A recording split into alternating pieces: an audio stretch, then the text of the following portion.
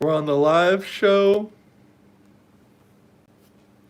Today we're going to be talking about how Biden is starting World War III and Donald J. Trump will have to inherit that. Unfortunately, Biden's made some, quote-unquote, Biden has made some really questionable decisions, such as him, authorizing strikes into Russia recently with the missiles, and Russia been threatening over and over again, if you do that, if you strike into Russia, we're going to do nuclear warfare. Well,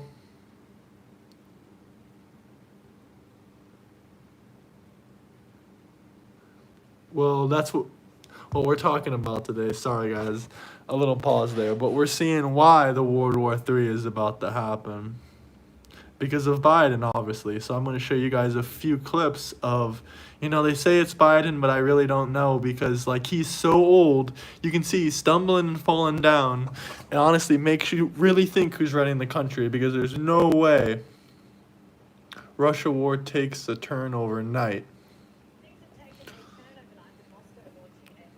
Mid-range ballistic missile. A hypersonic mid-range missile. Justify this escalation in a national address. In response to the use of American and British long-range weapons on November 21 of this year, the Russian armed forces launched a combined strike on one of the facilities of the Ukrainian defense industry.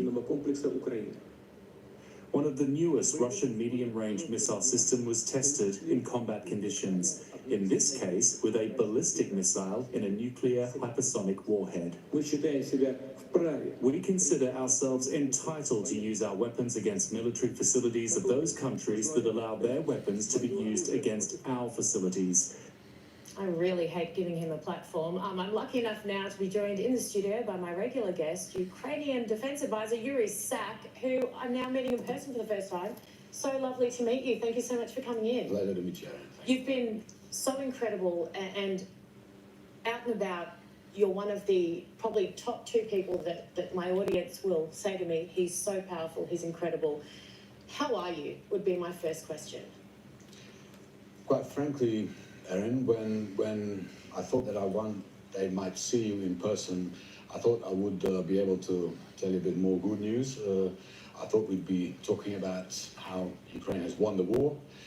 When the fuck is that gonna happen? Never, buddy. And awaiting sentencing for the crimes that he has committed, and I thought that we'd be rebuilding Ukraine.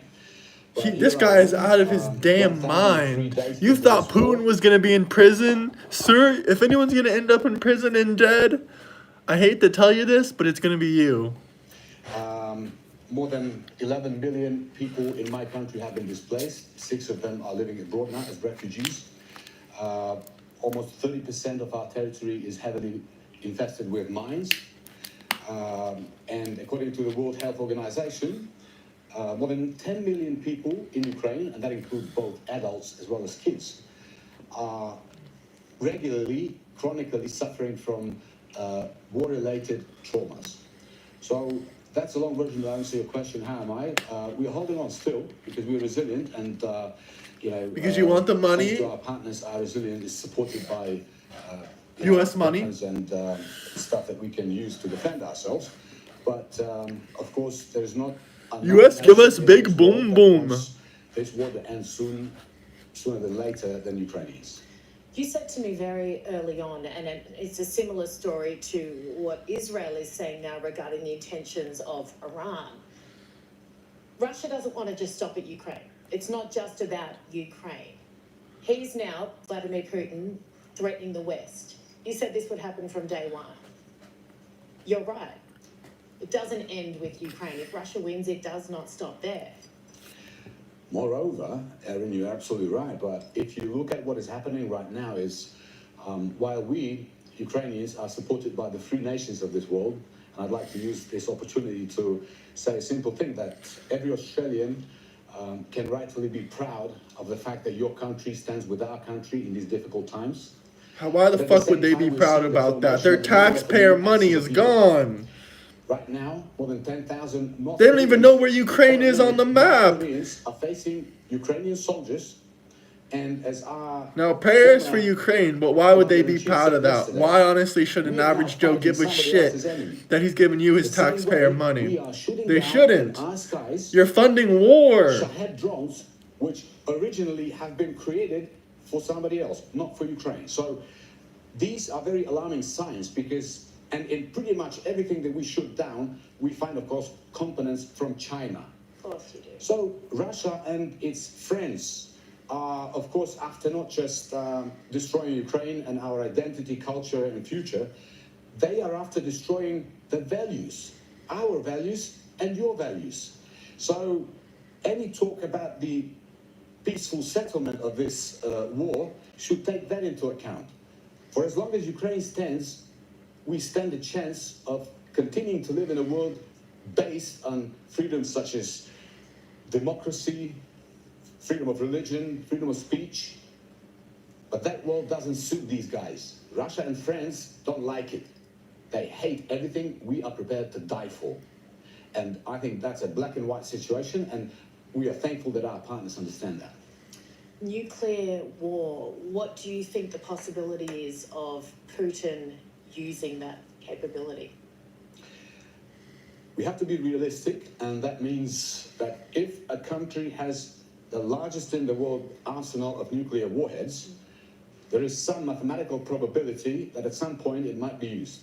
Now, at the same time, we have seen during the last almost 3 years that we have crossed the red lines, the mythical red lines that Russia keeps drawing on so many occasions, and thankfully, every time we just exposed the Kremlin for what they are. They are blackmailers who are bluffing their way into the new world order. So, of course, we are doing what we can to protect ourselves, and that means we're not just asking our partners to provide us with military support. We are building an arsenal of the free world in Ukraine, because what we say, we are fighting the freedom war, and for this fight, we need weapons. So we are, for example, we are now capable of producing 30,000 long-range drones in Ukraine, deep strike drones. We are producing 4 million other FPV-type drones. And just for your information and understanding, more than 90% of the military tanks, armored vehicles of the Russians that we destroy today, we destroy by using these drones. So we are becoming, in addition, the situation is very difficult along the front lines. People are crumbling. It's very hard. But at the same time, there are sides that makes us stronger. We are building up our defense industry. Our alliance is growing, and we just have to stay optimistic. 30 seconds or less, that's all I've got left. What are you doing in Australia? Are you asking our government for more? Yes, that's all you fucking bloodsuckers do. But it's a war. Excuse my language. Of unprecedented scale. So of course we need more, and give us more. Give us your resources and money so we can kill people. The Ukrainian community here in Australia, to people from the defense sector, and apparently there are We're just defending ourselves. Can still be done. We are thankful, for example, for the 49 Abrams tanks. Yeah. The decision to pass them on to us has been already taken. But, if more can be done, we would just only be grateful and thankful. Yuri, we stand with you. Thank you so much. I cannot wait to have you sitting there in the rebuilding phase of this cruel, Can't wait for you to profit more off of us when we pay for the rebuilding of your Thanks to friends country. like Australia, this day will come. I have no doubt. Thanks to people like you and your countrymen. Thank you so much. Well, guys, that was wonderful, wasn't it? Now, Russian President Vladimir Putin has said that Moscow fired a new generation intermediate-range missile on Ukraine. Right, and has warned that the conflict was taking on a global character. Putin addressed the nation. We're gonna die from World War III. Smash and subscribe the like button. The strike hit a missile factory in the city of Dnipro, adding that it is a response to Ukrainian strikes in which US and Happy British Friday. missiles were used Let me know where you against guys are Syria. coming The from. Russian president has warned that they could use the new missiles against countries that allowed Kyiv to use their missiles to strike Russia. Putin declared that Russia would issue advance warnings before strikes on other countries to allow civilians to evacuate to safety, but claimed that US air defense systems would not be capable of intercepting the Russian missiles. Ukrainian President Volodymyr Zelenskyy has responded saying that the Russian attack with a new type of ballistic missile is more proof that Russia has no interest in peace terming it a clear and severe escalation in the war. Zelenskyy has called for strong worldwide condemnation. Meanwhile, the White House has said that the United States was pre-notified of Russia's launch of the new ballistic missile and that it had briefed Ukraine and its allies in recent days to help them prepare. I can confirm that Russia did launch an experimental intermediate range ballistic missile. This IRBM was based on Russia's RS-26 Rubej intercontinental ballistic missile model. US-led defense alliance, NATO, has also reacted to the escalation, saying that Russia deploying its capability of the hypersonic missile will not affect the course of the war or NATO's backing for Kyiv. And the United Nations has called Russia's move yet another concerning and worrying development, reiterating its call for an end to the war in compliance with international law.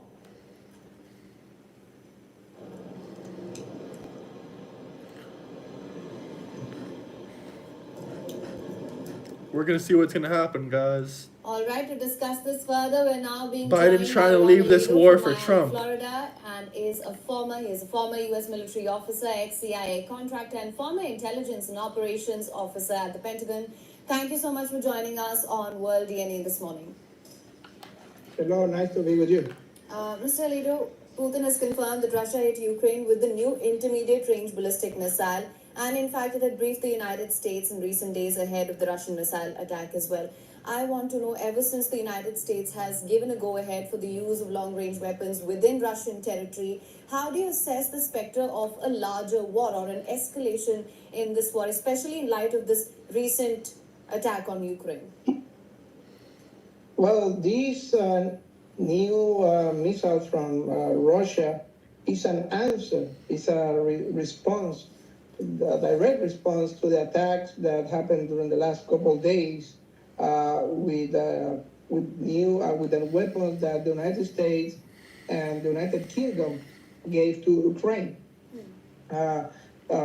Finally, after many months, Biden gave permission to attack deep inside Russia, and the United Kingdom follow up, and they have been attacking Russia for the last couple of days. So these Guys, this is crazy. We gotta freaking stop the war before it's too late. To that escalation, to that development of the attack so deep into Russia.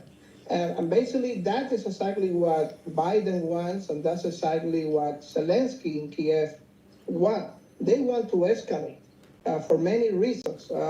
First of all, Zelenskyy is desperate. He's losing badly. He's very desperate. In the Donbas region, his troops are having horrendous casualties. The Kursk adventure into Russian territory, they're still keeping some territory over there, but they're losing terrible, catastrophic losses over there. He's losing the war. He's very short of manpower, and he's losing the war. So he wants to escalate. He wants to provoke Russia, so to have an excuse to have the NATO and the United States directly involved into the war. That's what he wants. Also, Biden wants to sabotage the arrival of Donald Trump, and Biden also is interested in sabotage any peace that Donald Trump could work in January. Right. Mr. Alito, you speak that Zelenskyy wants a direct war with US and NATO involved against Russia. At this point of time, do you sense a miscalculation from the West, especially with Putin saying that it is ready for anything that happens on the battlefield, and the latest attack on Ukraine was an answer because Kyiv has been using the US supplied ATACMS and the UK supplied Storm Shadow missiles? Yes, absolutely. Guys, hit the like and subscribe button. We're running it up 3,000 subscribers. The political ideology of the leaders in the White House and London, they're doing a terrible miscalculation, not based on evidence, not based on military science, not based on military capabilities, but just in their political ideology, in their world view. They see like Russia is bluffing. They see that Russia will never escalate into a nuclear war.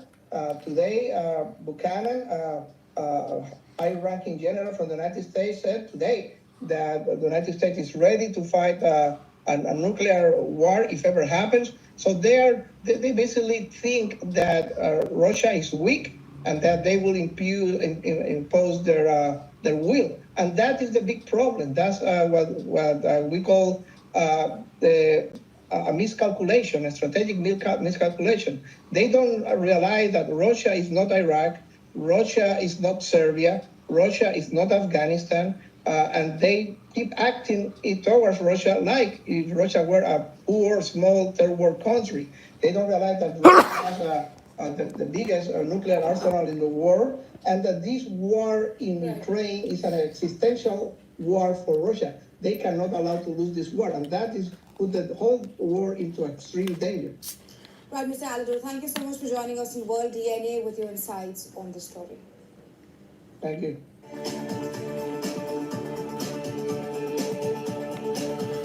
Thieves steal $200,000 worth of steak. What the heck was that?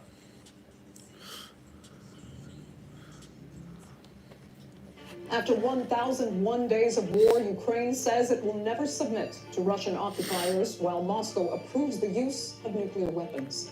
Firing American-made long-range missiles into Russia for the first time, Kiev is stepping up its defense at what could be a frightening cost.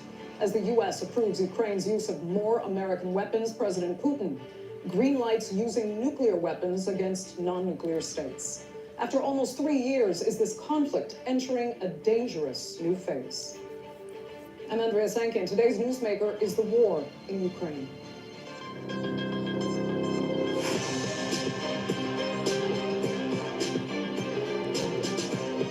Guys, are we going to prevent World War III?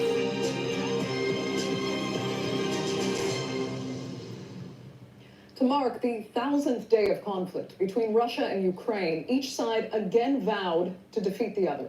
That wasn't where most of the world hoped the two would be at this point, signifying no clear end to a war that's now escalating toward the use of nuclear weapons. The U.S. has not only given Kiev permission to use American missiles on Russian soil, it's also approved anti-personnel mines. And for Moscow, that reconfirms their argument that NATO has actually entered the war, clearing the way for Russian nuclear weapons to be used on Ukraine.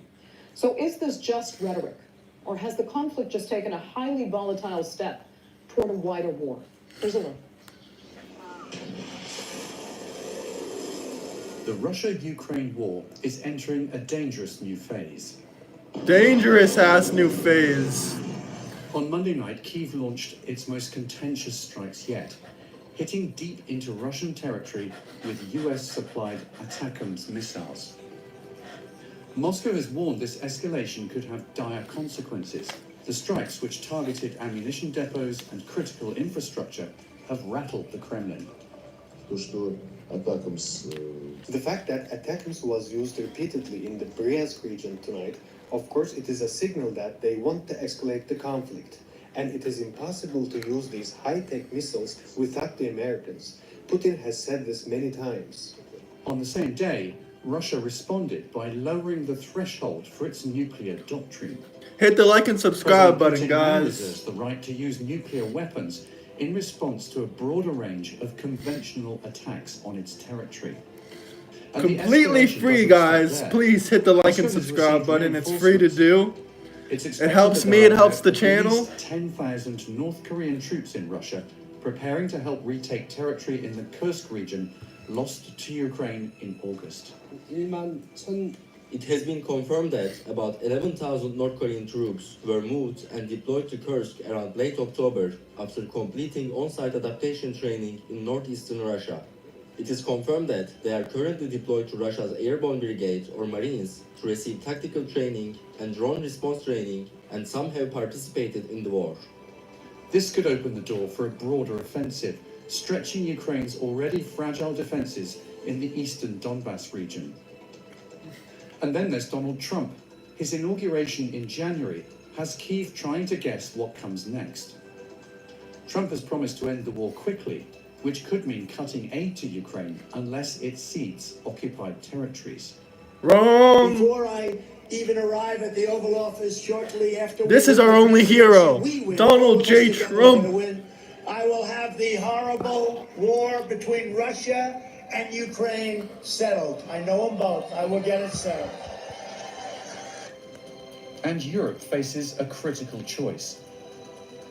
Will it step up military and financial support to fill the gap if the US steps back? Or will it risk leaving Ukraine to face Russia alone in a war it's bound to lose? From missiles to reinforcements and now nuclear posturing, Ukraine's fight is far from over. With shifting alliances and global stakes, the more than 1,000 Daddy day war Joseph is barreling towards a very uncertain and dangerous future. Now, on Wednesday, the U.S. and several European embassies in Kiev closed due to threats of a significant attack. And China's foreign ministry stepped in, asking Russia to exercise restraint and calm.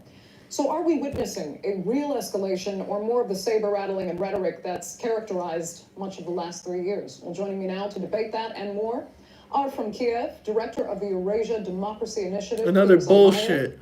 All these people that are from Ukraine that are always speaking on here are mostly saying bull crap and bullshit. No offense, excuse my language, but like, how are they saying that they expect to win and Putin to give up and go to prison or something? That's what they said. I was like, Putin's not gonna give up. He's not gonna go to jail, and he's not gonna. You're not gonna win against him. Like, it's either gonna go two ways. Either Russia wins this war or everyone's getting blown to shit. They don't care. They're not gonna let you win.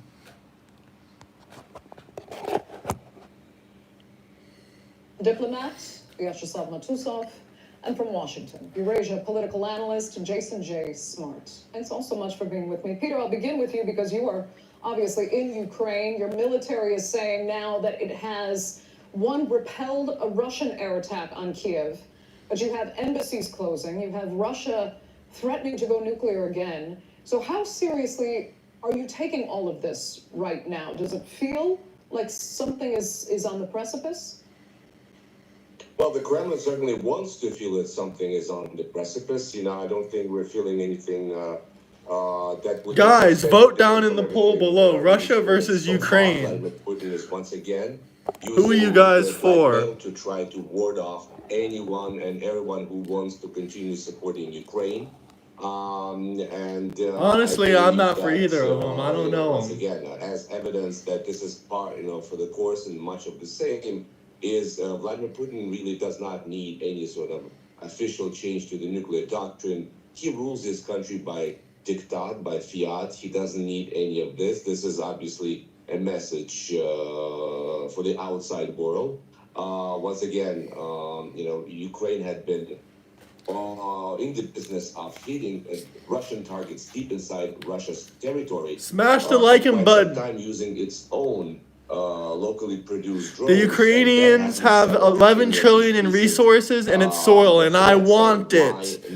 Absolutely. That's what it's all about. A lot is very unclear, but once again, 30% of the world's bread supply comes from Ukraine. Prey all too easily to Putin's, renewed nuclear blackmail. Okay, let me ask Vyacheslav if that's what you think it is. Is it nuclear blackmail? I mean, would Russia really employ its nuclear arsenal in this war? It's all part of the whole plan. They want to get them $11 trillion in resources under BlackRock. They need to get the 11 trillion of Ukrainian resources under the control of BlackRock. So they need Ukraine. They need Russia and other interests out of Ukraine. That's why we're involved in this war. Absolutely, guys. I agree with you guys. For outside military program that was proclaimed today. So I don't think that Russia will ignore international law.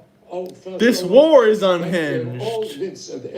This war is unhinged, guys. The doctrine is restricted by international law and their obligations to the United Nations declaration. YouTube won't let you subscribe. Just want to stay out this unnecessary war. What do you mean subscribe? Everyone hit the like and subscribe button. That's not what I meant. Nuclear bomb. It is not. Well, what did you mean then? I have any reasons. Russia Russia begins.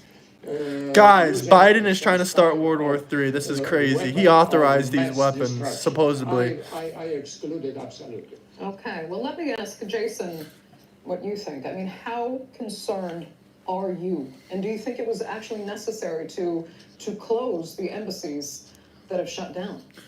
Of course, BlackRock will be BlackRock. It's the globalists versus us, guys. If you're just like me, an average Joe, hit the like and subscribe button.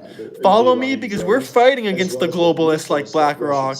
They're the ones that are buying all the property, so the average Joe can't buy a house. Kill the civilian population around the country. So I think it's due to that, not nuclear. I don't think there's any serious chance that Russia would use nuclear weapons. I do. All you guys do is say, oh, there's no chance of Russia using nukes. No chance of Russia using nukes. All you do is say that shit until it happens. Oh, it's no chance until it happens. Like, to the invasion of Ukraine, that Putin would never do that. He'd never go that far. And look where we are 3 years later. Well, this is true, but the difference is that Vladimir Putin, during the course of this war, as well as his proxies, have said about 8 times they've used nuclear saber rattling. At no point have they actually used them or deployed the weapons beyond where they're usually kept. So it's very common for Russia to make these threats. It's not uncommon by any means. And they correctly understand that Western policymakers are very scared of those words. And so it's effective as the people like Jake Sullivan in the White House worry about escalation. But at the end of the day, I see absolutely no evidence to think that anything will come of this. Russia would have far more. What if what happens? The war, the nuke? I don't know what will happen. We might die. Has said that it will not support Russia any longer should it use something like nuclear weapons. Okay.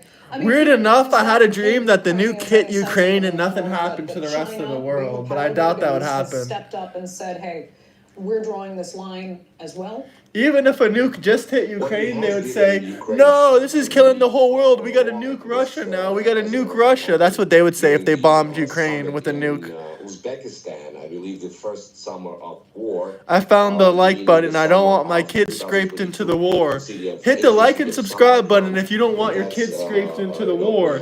Because I'm still in the age where they can draft me. I don't want to be drafted to World War III. So please, hit the like and subscribe button.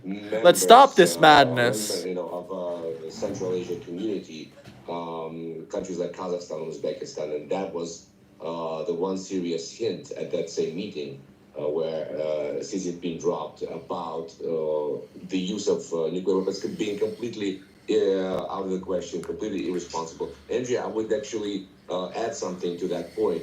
While that is a relief, what is not a relief to Ukrainians is the fact that the incoming administration of the U.S. President, Donald Trump, may actually be using this recent nuclear rhetoric by Vladimir Putin as an excuse to try to bring Ukraine as soon as possible, as quickly as possible, to the negotiating table. Members of his team, including J.D. Vance and most recently Mike Waltz, who's been selected as his national security advisor, have actually said that, and criticized this decision as irresponsible. Donald Trump's son, Don Jr., called these people behind this decision at the administration, probably including. I don't know if Putin is going to stop, but if he wanted to conquer another country, where else is he going to go? He doesn't seem like a world conquering thing. I think them saying Putin is wanting to conquer the world is just kind of like, I don't really see Putin wanting to conquer the world. Guys, you gotta look at the history of why Putin did what he did. There's a reason for everything. And it's not because he wants to take over the world like CNN tells us. How influential he can be and effectively finish this war, he's said, even within 24 hours. I mean, what is Russia making of that? How eager is Russian leadership to work with Donald Trump? And could he be just effectively underestimating really the complexity of this war in saying what he said? Okay. Russia is not initiated any problems with the United States because Russian behavior, Russian decision to begin military action in Well, Ukraine it's possible, is but based if that on happens, I'm confident that if we really wanted to, we could take out Russia. But I don't think they're trying to take over the world. What makes you think that Putin wants to take over the world? What makes you think that? Because nothing about him makes me think that he wants to take over the world. But what would make you think that Putin wants to take over the world? What would make you think that? Just because he's in Ukraine and stuff like that, or what? To join Ukraine on the spread Russian territory? No, it's not territorial question. It is a national security question. So I don't think Okay, but that, still, I mean, is Moscow interested in... Guys, hit the like and subscribe button. Especially if you don't want to go to the war in Ukraine or fund any more wars. As he seems to have indicated, And if you do want to fund wars, let me know why, because I think we need to put an end to this. Well, I don't see any other way to settle the situation in a peaceful manner and don't continue the killing on the battlefield between Ukrainian proxy of American political decision, American ammunition, American rockets, and proxy is Ukrainians who are fighting Russian military forces. Okay. I don't think that it will continue very long. I don't think. Okay, Peter, go ahead. I know you've been waiting to comment. Yeah, I was starting to say this, but once again, the key players of the Trump administration, including J.D. Vance, including others, and most recently Mike Waltz, the incoming national security advisor, have said time and again that it's time to end this war. Donald Trump has said that. They're already commenting on this decision by Biden to allow Ukraine to use long-range ATACMS as a bad decision, as a negative, as an escalatory decision. So that leads me to believe that there's some kind of a communication. What he say? What he's saying? What he's saying? Donald Trump and Kremlin that goes from back into the way end before the actual election. And I suspect that Donald Trump, in his eager... Well, if he wanted to take over the world, why hasn't he invaded any other countries? Or why hasn't he gone full force? You really think this is the full force of the Russian military? As quickly as possible, which means it's really suspicious. They could bring more force. Conditions for Ukraine, which would mean essentially a no to NATO for at least 20 years. That's being talked about. Recognizing new territorial realities, as Russia calls it, meaning recognizing Russia's land grabs, and finally reducing its standing army, to a symbolic figure of 70,000, essentially capitulating, essentially ceding sovereignty. That could be Donald Trump's plan. I hope it's not, but that is a concern in Ukraine. Yeah, Jason, go ahead. Yeah, I don't share those concerns. I've read the same statements. The fact is, we have to accept, just from the very saying everything is a mistake is not taken seriously. Not too intelligent. You think that everything in the world just happens by mistakes? People want to make money. Russia is a country that has no ability to do anything. Same thing with Afghanistan, same thing with the Middle East. There was no mass weapons of destruction in the Middle East. That was a bullcrap lie to get the money we really wanted. Russia has no actual ability to pose a threat to a country such as the United States or to any NATO country. That's quite clear. And so at this point, I think what's going to go ahead is that Donald Trump surely will try to end this war. I think that he will find very quickly that the Russians are dishonest, as they've been dishonest brokers throughout this whole war. And when he finds that, I have no doubt that he will, as U.S. foreign policy would dictate, be happy to help Russia be thrown back to the Stone Age as it continues to cooperate with our enemies, such as North Korea, Iran, and China, and against Western civilization. Russia is a global threat. And increasingly, who is lied to? Who lied to themselves? Fortunately, I think that this mistake of bringing North Koreans to go fight for Russia was a huge mistake. It shifted U.S. public opinion drastically. And so I think what's going to happen next is going to be something that will be in the best interest of the United States. And what is Russia's interest or non-interest is totally unimportant to everybody that's involved. I mean, Jason, Russia doesn't really have interests beyond the region. That's what it's always gone after, from Georgia, taking Georgian territory, to what it's doing now in Ukraine. And in the end, the U.S. has always said, don't do it, don't go there, we will stop you, we will fight on the side of what's right, and the U.S. always seems to lose in that respect. Russia does get what it wants. But that's not the case. Look in the past year, 2 years, look at Burkina Faso, Mali, and Niger. The governments that were elected there were overthrown after having consultations with Wagner-like groups for trains in Moscow. Look at the Venezuelan But dictatorship. that's just sending mercenaries. I mean, that's not truly what Russia's governments make changes. Yeah. I mean, look at Nicaragua, look at Cuba. I think we can look further. We can look at the cooperation in the international trade of arms as well as the international trade of black market goods, where Russia does play a hand. The washing of illegal money that operates with drug cartels in Latin America. No, in fact, Russia does have a global imprint.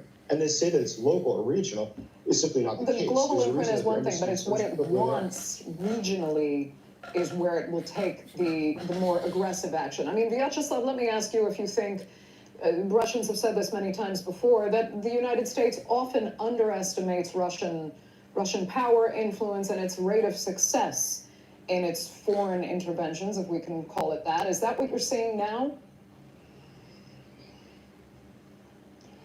The United States have not any plan to conquer Russia because what has happened in Ukraine, it is the efforts of the United States for domination, to keep domination. And that's why they refuse to accept Russian offer to conclude the agreement on national security guarantees in December 21. And I think that the best proof that Russia has no aggressive intention towards Ukraine is the agreement, the Istanbul agreement between Lavrov and Kuleba, who was foreign minister of Ukraine, who signed presumably signed the agreement between Russia and Ukraine on keeping peace, on ending military action. Who was against this agreement? Peaceful agreement. Those who wanted domination. Boris Johnson, who was the prime minister, who was the first who refused to support or demanded from Zelenskyy to cancel this agreement. Clayton, we're not here to get into this. If you don't know the history, that's unfortunate for you, Mr. Clayton. Okay. Well, the end of Russia. And Blinken, State Secretary of the United States, supported him. Okay. So West, who wanted to destroy Russia, it's the view from the Russian side. Okay. And they accusing us for conquering Ukraine? No. I cannot agree with this, even as a citizen, as a Russian citizen. Jason, I can. Was born in Ukraine and I'm half Russian. Well, funny enough, I have Russian and Ukrainian ancestry. Go ahead, your response to. I just wanted. I was just gonna say, NJ. I mean, you can probably tell when you look at me, but like, yeah. Acting or in retirement, and every time my head is. And I wish it would stop, and the U.S. will stop funding it. Or stop funding it soon, my friend. Well, the gentleman from Moscow just, when he talked about these Istanbul agreements, that's precisely the scenario that I described earlier. That would mean a severely curtailed sovereignty of Ukraine, sort of like what happened in Belarus. Ukraine does not want to be Belarus. Ukraine wants to be a European Union member. And that's what Russia cannot contemplate. It cannot contemplate a fellow Eastern Slavic people to have an alternative lifestyle. That presents, as Kremlin sees, a mortal danger when it comes to the realm of ideas. Of course, it's nonsense to say Ukraine ever presented a clear and present military danger to Russia. And the gentleman from Moscow is all of a sudden claiming that, the West is hell-bent on dominating Russia. Well, why did you go into Ukraine and create all these problems? Who started this whole process? I mean, let's not try to rewrite history. It's plain for all to see. Vladimir Putin, when he announced war on Ukraine on the 24th February 2022, opened that Pandora's box. That was his doing, and no one else's. Let me just finish then with Jason quickly. We're down to our last few minutes. We have a harsh winter looming. It's already started. We have two populations that are getting very war weary. after over 1,000 days of conflict now. I would say both sides on the ground would like to get this over with as quickly as possible. The question is, how much worse does it have to get before it gets better? When we talk about Zelensky's new 10-point resilience plan, how much resilience can either side really have after almost 3 years? Well, I'm sure that there can be quite a bit of resilience, to be frank, on both sides. I'm not really worried about the Ukrainian or Russian side. If you want to talk about the resilience to be able to continue, I'm sure both Absolutely, sides. we need to let these countries what settle is much it. more probable to occur in the near term is the start of negotiations, which Donald Trump has put such an emphasis on. I think that is something. I heard the argument that Putin is somehow not the aggressor in this war. I would love to hear the argument why you think that. Well, obviously he's the aggressor, but they don't respect him. And I think they perhaps interpret this. I mean, they're both aggressors. Anyone acting, back, even retaliation is aggression. You're even aggressor when you do a retaliation. Because just because someone says something doesn't mean you can smack them silly. Is that? I mean, have you seen what Russia looks like? Why would we want that? But if you want to know why people think that Russia isn't the aggressor, is because look at when NATO agreed in the 90s with Russia. They said they wouldn't move 1 inch. 1 inch into the east. And they lied to Russia. They kept growing and expanding NATO to their region. That's why they feel like that. But you can look into that on your own time.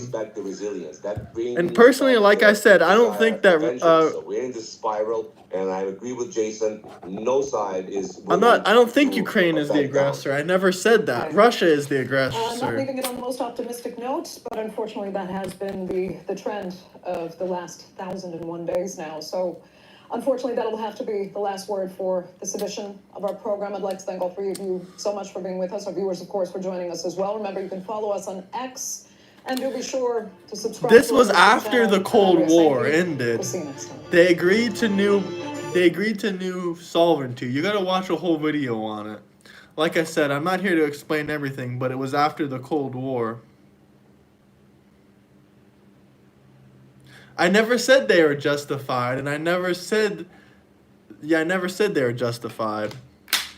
But I'm saying everyone has a reason they do something. You think people just go out? I mean, some people are murderers and killers. They just serial kill random people. But most people have a motive and a reason why they do things. And Russia definitely has a reason. They didn't just wake up one morning and say, yeah, I want to conquer more land. Yeah, that's not exactly what happened, but that's what the mainstream news and media wants to tell you, that Russia and Putin is some kind of crazy guy who wants to take over the world. Well, that's not true. I'm sorry to tell you guys. The broader use of atomic weapons move heightens tensions with the West and escalates the conflict with Ukraine. What does the change mean for global security? This is Inside Story.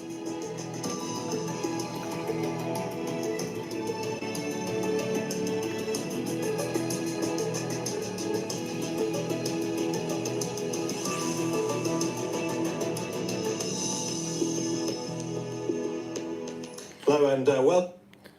That has a lot of historical inaccuracy with what you're saying. I mean, certainly that's a reason why, land for sure, but that's not really the main reason.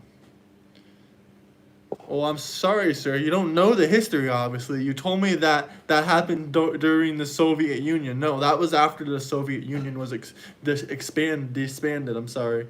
That's right when the Soviet Union ended. That was right after the Cold War. So the fact that you don't know what time period that was only in the 90s. That wasn't like 70 years ago. So you just got to educate yourself a bit more on the history of Russia and Ukraine, really. That's my advice for you. To the program, I'm Neve Barker. Since Russia invaded Ukraine nearly 3 years ago, the military-industrial complex. Nuclear arsenal. It hasn't deterred Western allies from giving Ukraine military assistance worth billions of dollars. But this week, President Vladimir Putin updated the country's nuclear doctrine. Now, I'm from Russia. What's all the move on NATO East? That's true. I don't want this war and don't want World War III for money.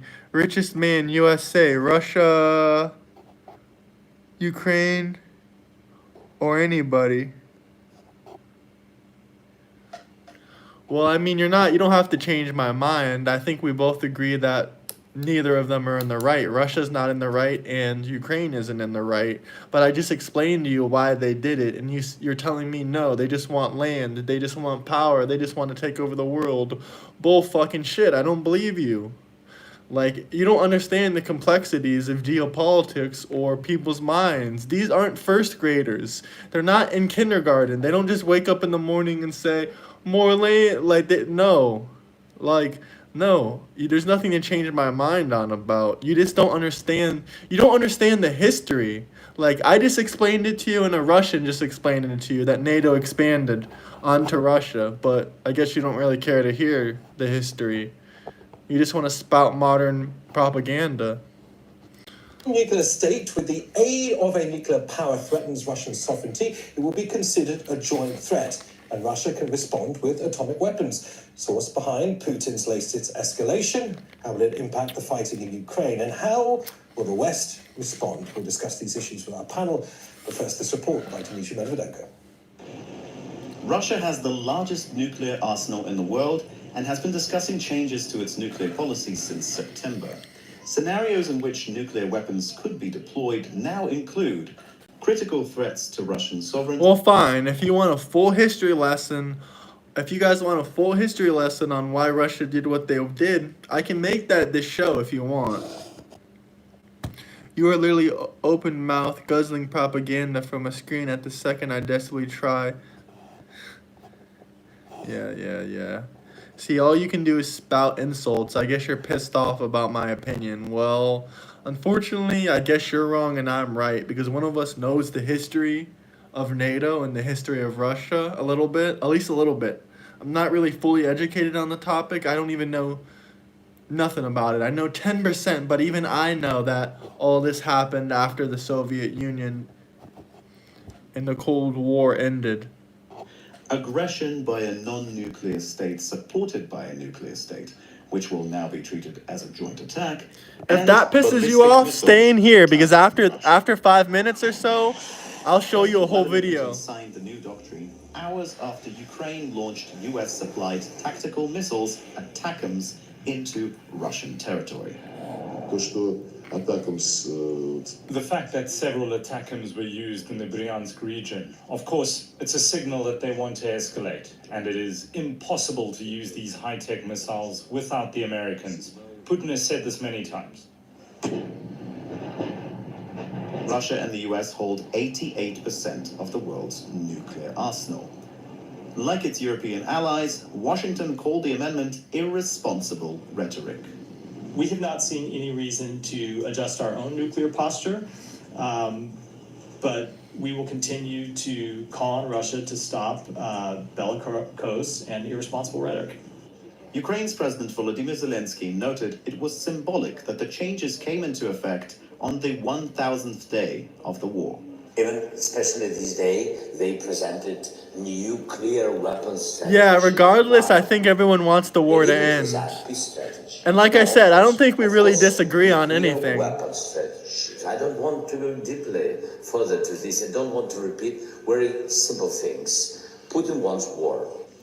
A year into its invasion of Ukraine, Russia suspended the New START Treaty, a 2010 agreement with the US to reduce nuclear arms, citing America's involvement in the conflict. Donald Trump is weeks away from assuming office, and he promised to end the war in 24 hours. But recent changes in policy by both Washington and Moscow could put that goal out of reach. Trump! Dmitry Medvedenko, Al Jazeera, for Inside Story. Alright guys, now I'm gonna play the videos. All right, let's bring in our guests. From Moscow, we're joined by Pavel Felgenhauer, a Russian defense and military analyst in Pittsburgh. That's a great video, guys, but now I want to show a better video since so many people are asking me why some people say that Russia is not the aggressor in this situation, and some people say that NATO is the aggressor, including Russia. So we're going to get that perspective. Because absolutely, in some points I do I think I agree, but maybe I don't. So let's see. 99. Videos by DW News. Just before his army invaded Ukraine, Vladimir Putin outlined his motivations in a speech. His first and main argument: NATO's expansion. He blamed the extensions of the military alliance ever closer to Russia's borders, and accused Western leaders of breaking alleged promises to never do so. В этом ряду и обещания нашей стороне не расширять ни на один дюйм НАТО на восток. But experts disagree on whether that's true. The U.S. broke these assurances and these commitments that had been made. I think that's false. It's really sort of a pretext. So was anything... Divide and conquer. U.S. North America divided on many fronts.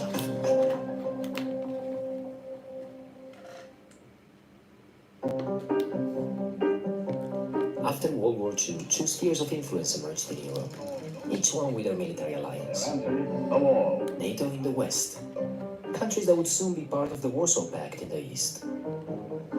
This created a clear red line between the two superpowers. Their spheres of influence were clearly defined, and for many years NATO grew slowly.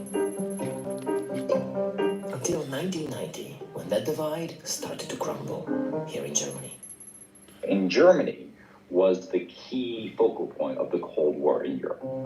Joshua Schifferson has done extensive archival research on the US and Soviet foreign policy. Included this great question of what or was not promised in 1990. At the time, Germany was speeding towards a reunification. And for many in Europe, this was a bit scary. The US did not want to see a reunified Germany either in the Soviet camp or neutral, right? And the concern with neutrality was that a neutral Germany might one day run amok. Washington decided the best option was to bring Germany into NATO. But first, they had to convince the Soviets. And here we get to those famous assurances about NATO's expansion.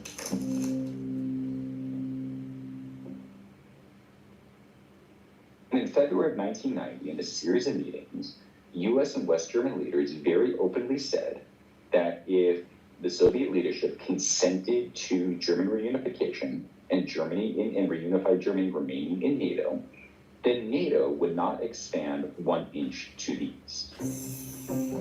Lots of those conversations have since been declassified. And they show what Soviet politicians were told by Western leaders like German Chancellor Helmut Kohl, NATO Secretary General Manfred Wörner, and the famous words by US Secretary of State James Baker, not 1 inch to the east. So what happened to NATO after Germany unified?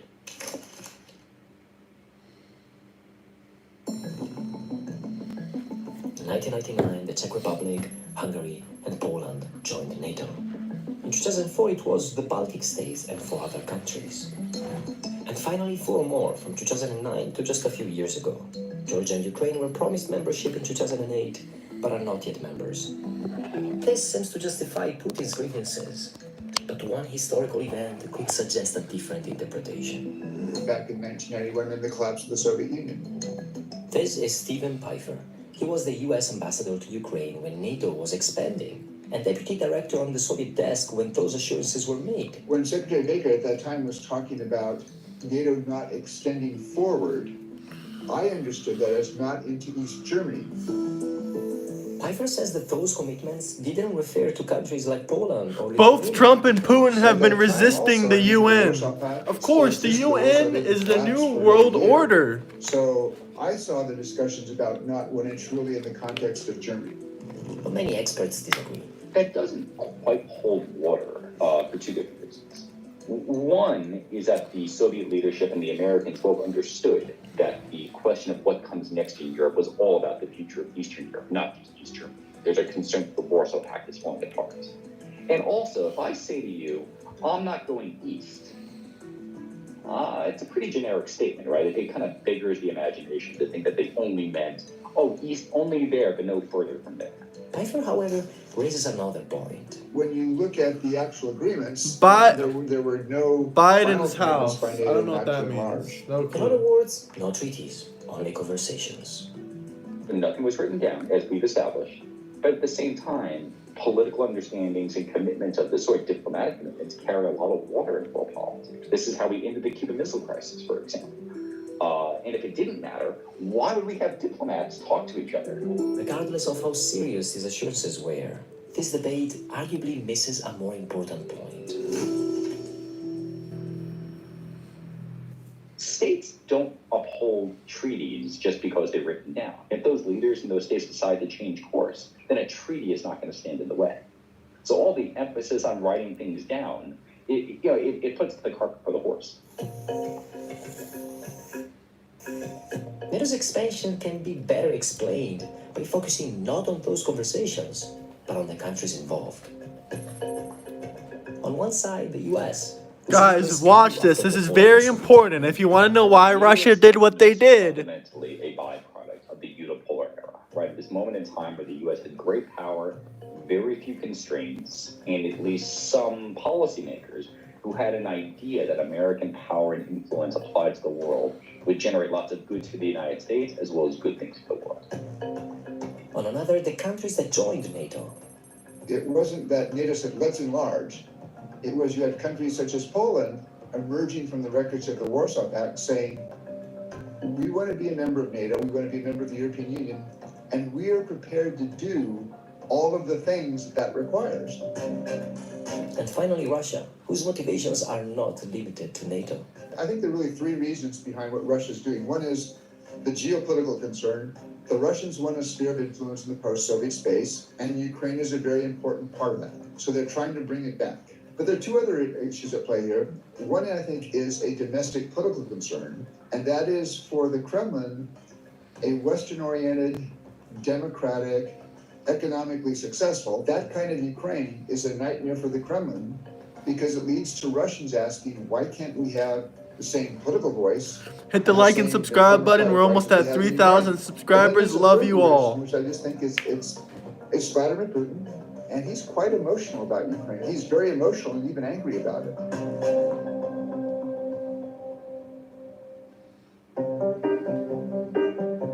February 28th, that's my birthday! Kept its assurances is up for debate. We underestimated just how much antipathy there was in Moscow to NATO's existence. Years of the U.S. downplaying the assurance that were previously given and making Russia feel like it could not trust the West have really narrowed the opportunity to resolve this crisis. But it's really sort of a pretext. Mr. Putin has put together this list of grievances against the West, but he didn't talk about them 20 years ago. But those discussions were important not only for what they promised, but also for what they showed. A willingness to compromise and to not cross each other's red lines. Over the years, the situation around Russia changed, and more countries decided to join NATO. Yeah, I don't know what that is, But it Weechi. changed even more within Russia, as Putin's grip on power strengthened, and he became more authoritarian and isolated.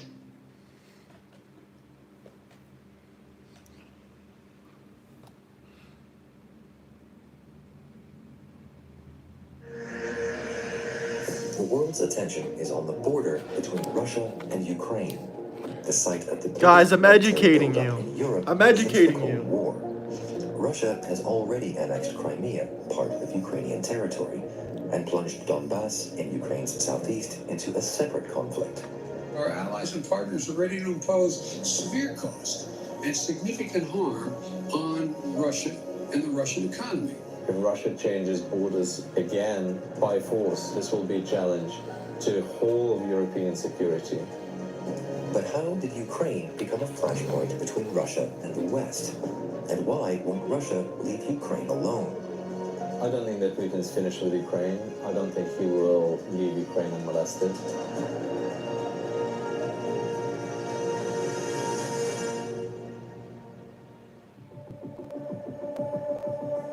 Vladimir Putin disputes whether a border between Russia and Ukraine should exist. Мы не просто близкие соседи. Мы фактически, как я уже много раз говорил, один народ. He says that Russians and Ukrainians are one people, and has claimed that Ukraine isn't a state, but Ukraine is proud of its independence. Мы молода країна, с тысячелетней историей. Russia and Ukraine do have a shared ancestry. A union between Moscow and Kiev in the 17th century formed the base of the Russian Empire. Moscow considers Kiev the cradle of its civilization and its faith. Over the centuries since, the two countries have been intimately connected. Ukraine was a cornerstone of the Soviet Union until the bloc collapsed in 1991. At the time, Ukrainian independence went hand in hand with a new democratic Russia. Ukraine in many ways set the example for Russia's own independence from the Soviet Union and the idea of Russia as a democratic republic. But over the years, Moscow came to view Ukraine's independence as a strategic blow, as well as an emotional one. Today, around 13% of Ukrainians are ethnically Russian, and nearly a third speak Russian as a first language. Way more. But despite these ties, recent events are turning many Ukrainians against Russia.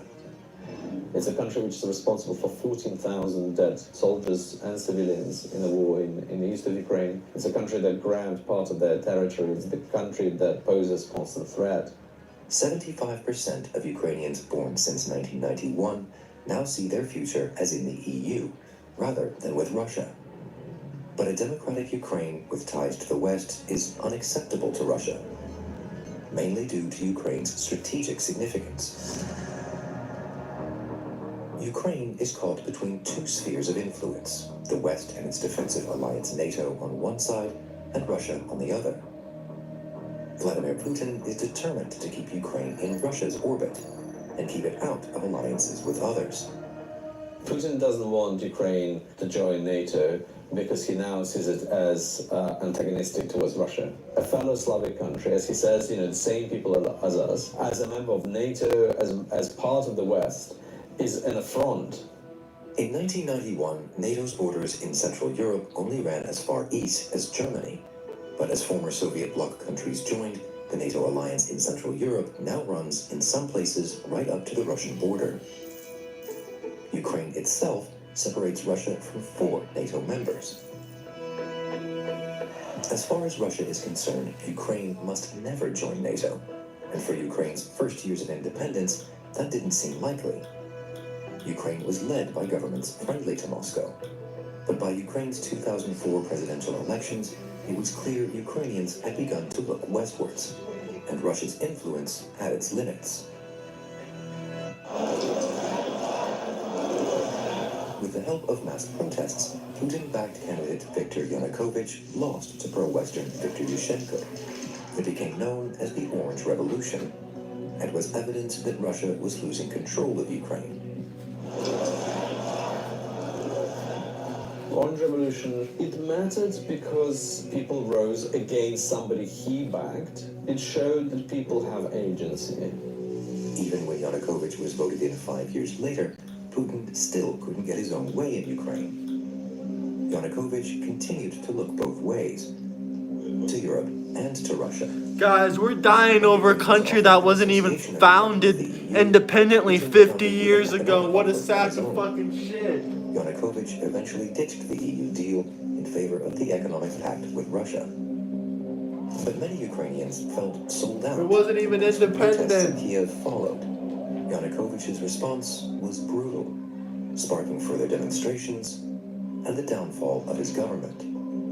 It was a slap in the face for Putin. Video has emerged which appears to show President Yanukovych's entourage fleeing from his luxurious mansion outside Kiev. Putin was furious. He was coming after similar protests in Russia. He had to make an example of Ukraine. He had to show that such events, revolutions, end badly and they end in civil war. Putin's response was to annex the Ukrainian territory of Crimea. Crimea, of course, means a lot to Russians. It has enormous symbolic importance. Of all the territories lost by Russia during the disintegration of the Soviet Union, the loss of Crimea was felt most acutely. His popularity rating shot up. Putin went on to encourage uprisings of pro-Russian Country separatists blogger? in the east of Ukraine, a conflict that I'm not country, sir. Putin's strategy I'm from the is ensuring deep that the south. EU and NATO You keep heard? Ukraine at arm's length and stirring up conflict on Russia's Yes, I'm borders. country animal With troubles at blogger. home, How'd you know? Putin's popularity is falling. Is it my accent? You hear Opposition to that? his regime is increasing, particularly among the young. You hear that there, down there accent? After opposition leader Alexei Navalny was poisoned and then thrown in jail. Putin needs a new source of legitimacy, and conflict with the West provides, in his eyes, that source of legitimacy. Putin portrays himself as Russia's defender against a failing West. Western-style democracy can't be allowed to contrast favorably against his rule, least of all in neighboring Ukraine. A successful democracy next door might lead people to demand the same thing at home. He is trying to protect his regime and compensate for insecurity and I'm weakness from Florida. internally by external The United aggression. States, And that's Florida. what rulers who've exploited their people, But I'm currently living in Europe, abroad, in Barcelona, Spain. over decades and centuries. Putin is definitely not the first leader to do that, and in that sense he's fallen into that old trap. For as long as Putin's political woes continue, Russia's border with Ukraine is unlikely to be left in peace. Thank you for watching, and if you want to read more of our coverage on Russia and Ukraine, please click on the link below, and don't forget to subscribe. No, not Scotland, the US. United States of America. Relations between Ukraine and Russia have been strained since the collapse of the Soviet Union in 1991. Where are you from? Ukraine was known as the breadbasket of Soviet Russia and has remained politically, militarily, and economically important to Russia ever since. Precisely why there is a dispute over the sovereignty or otherwise of Ukraine is a complex question rooted in the region's history. It's a story more than 1,000 years in the making. For much of the story, Ukraine did not exist, at least not as an independent sovereign state, so the name Ukraine will be used here to help identify the region around Kyiv that was so central to the story. Crimea is an important part of the story too, and its history forms part of the story of the relationship between Russia and Ukraine. Where are you from? Today, Kiev is the capital city of Ukraine. A millennium ago, it was the heart of what is known as the Kievan Rus state. Between the 8th and 11th centuries, Norse traders sailed the river routes from the Baltic to the Black Sea. Predominantly Swedish in origin, they found their way to the Byzantine Empire and even attacked Persia from the Caspian Sea in the 10th century. Around what is now Kiev, these traders began to settle. They were referred to as the Roose, which seems to have its origins in the word for men who row, since they were so closely associated with the rivers and their ships. Merging with Slavic, Baltic, and Finnic tribes, they became known as the Kievan Rus.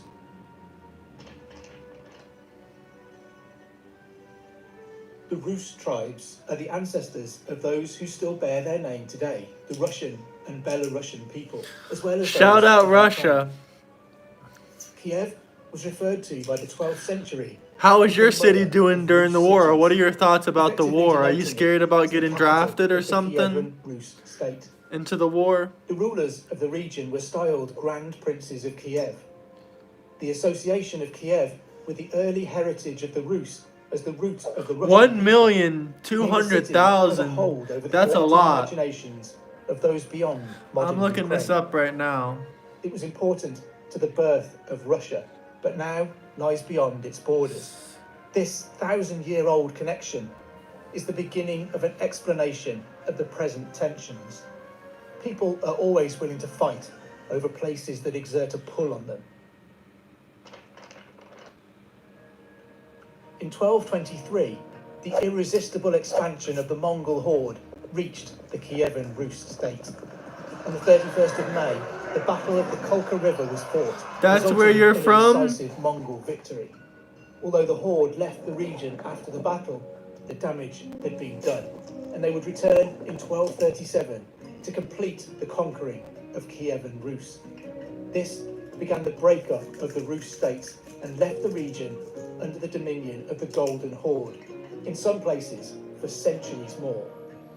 It was during this period that the Grand Duchy of Moscow began to rise, eventually becoming the heart of what is now Russia and providing a new focal point for the Roose people. As the control of the Golden Horde slipped, Ukraine was absorbed into the Grand Duchy of Lithuania and then the Polish-Lithuanian Commonwealth for a time.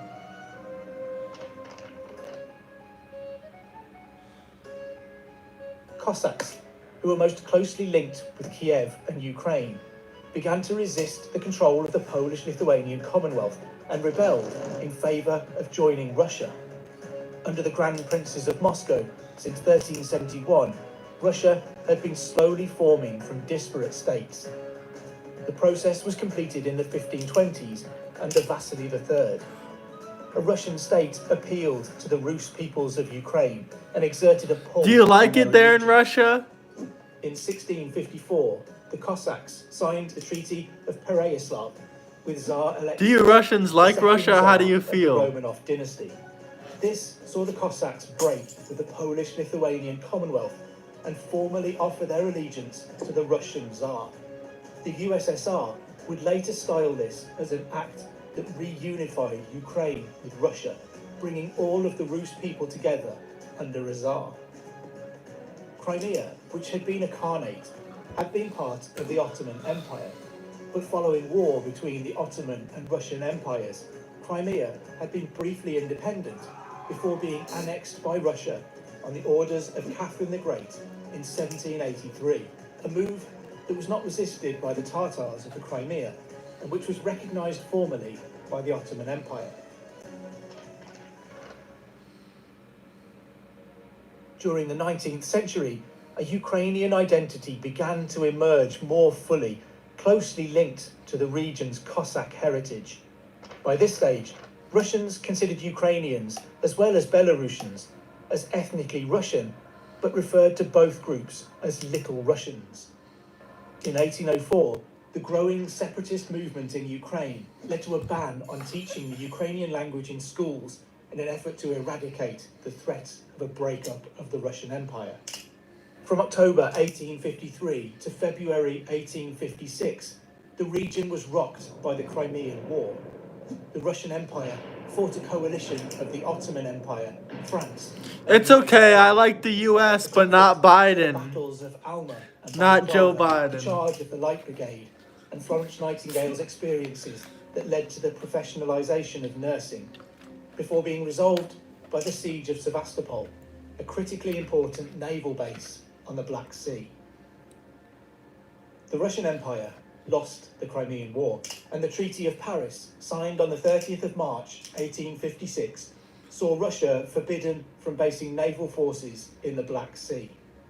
The embarrassment felt by the Russian Empire led to internal reforms and modernisation in an effort not to... Shout out Poland. I can tell you're from Poland, man. That's a Polish name. I'm not even going to try to pronounce that. In 1876, What part of Poland are you the ban on from? teaching Ukrainian language put in place in 1804 was extended to prohibit the publication or importation of books, performances of plays, and the delivery Make sure of you guys lectures like and in the Ukrainian subscribe, language. because if you guys subscribe, we can stay in contact. You know what I mean? In the wake of the Russian I also Revolution, have my Ukraine Discord. was briefly an independent nation, but was soon to become part of the Union of Soviet Socialist Republics.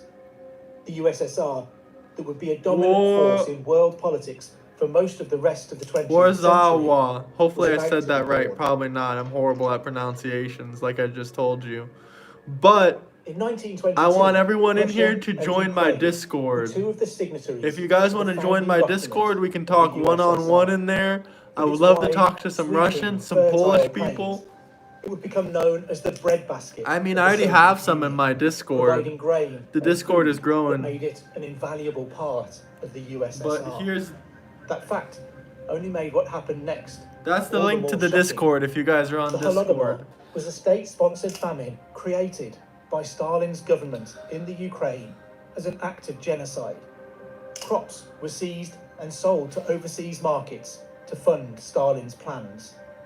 Animals including pets, were removed. Soviet soldiers ensured whatever remained was kept from the population, resulting in the Stalinism. deliberate starvation and deaths of up to 4 million Ukrainians. During the Second World War, Germany invaded Ukraine, moving across the border on the 22nd of June 1941 and completing their takeover by November. 4 million Ukrainians were evacuated east. The Nazis encouraged collaboration by appearing to back an independent Ukrainian state, only to renege on that promise once in control. Between 1941 and 1944, around 1.5 million Jews living in Ukraine were killed by Nazi forces. After the USSR was victorious at the Battle of Stalingrad in early 1943, the counter-offensive moved across Ukraine, retaking Kiev in November that year. I scanned, the fight okay? for Western Ukraine was hard and bloody until Nazi Germany was driven out altogether by the end of October 1944. Ukraine. Hell yeah, make sure you guys join it. Link is in the bio too. Hit the like and subscribe button. A famine in 1946-7 claimed around 1 million more lives, and pre-war levels Screenshot, of food yeah. production would not be restored until the 1960s. In 1954, the USSR transferred control of Crimea to Soviet Ukraine. There was perhaps a feeling that with the USSR strong, it made little difference which Soviet state administered the territory, but the move stored up problems for a future in which the Soviet Union no longer existed. On the 26th of April 1986, the Chernobyl nuclear disaster took place in Ukraine. During a test procedure on reactor number 4, a power decrease made the reactor unstable. The core went into meltdown, the subsequent explosion destroying the building. Chernobyl remains one of only 2 nuclear disasters to be rated at the highest level, alongside the 2011 Fukushima disaster. The explosion at Chernobyl caused ongoing health issues for the surrounding area, and the Chernobyl exclusion zone covered more than 2,500 square kilometres. Chernobyl has been pointed to as one of the contributing causes of the collapse of the USSR. It shook faith in the Soviet government, and Mikhail Gorbachev, the last Secretary General of the Soviet Union, said it was a turning point that opened the possibility of much greater freedom of expression, to the point that the system as we knew it could no longer continue.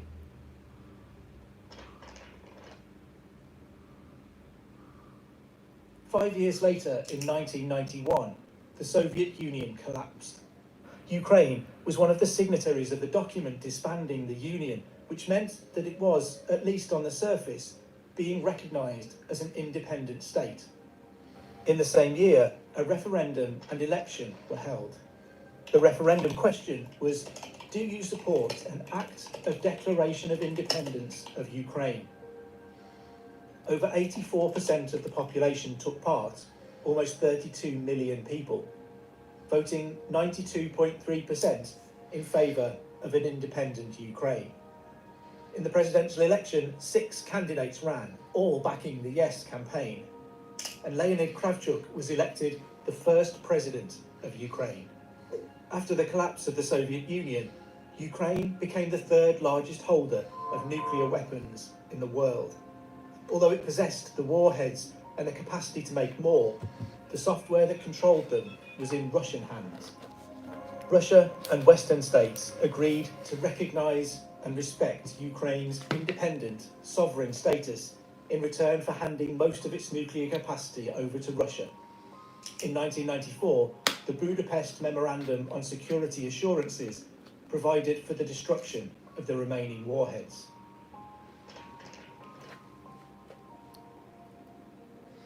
In 2004, the Orange Revolution took place amid protests about a corrupt presidential election. Protests in Kiev and general strikes across the country eventually saw the election result. Guys, hit the like and subscribe button. Little history lesson. By Viktor Yushchenko. The Kiev Appellate Court gave a decision on the 13th of January 2010 that posthumously convicted Stalin, Ganovich, Molotov, and Ukrainian leaders Kozyr and Chubar, as well as others, of genocide against the Ukrainian people during the Holodomor of the 1930s. The decision served to reinforce a sense of Ukrainian identity and distance the country further from Russia. 2014 saw a great deal of unrest in Ukraine. The Revolution of Dignity, also known as the Maidan Revolution, erupted as a result of President Yanukovych's refusal to sign a document that would create a political association and free trade agreement with the EU. 130 people were killed, including 18 police officers, and the revolution led to early presidential elections. In the same year, a pro-Russian uprising in eastern Ukraine, which Russia is suspected of sponsoring and which has been termed as an invasion, saw fighting begin in the Donbas region, which continues at present. The move served to solidify the sense of Ukrainian national identity and independence from Moscow.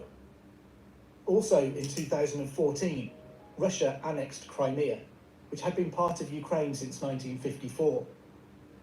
The reasons for this are complex. Crimea remains militarily and strategically important, with ports on the Black Sea. It's also a place regarded with fondness dating back to the Soviet era, when it was a holiday destination. Today, Russia remains in control of Crimea, but that control is not recognised by the international community.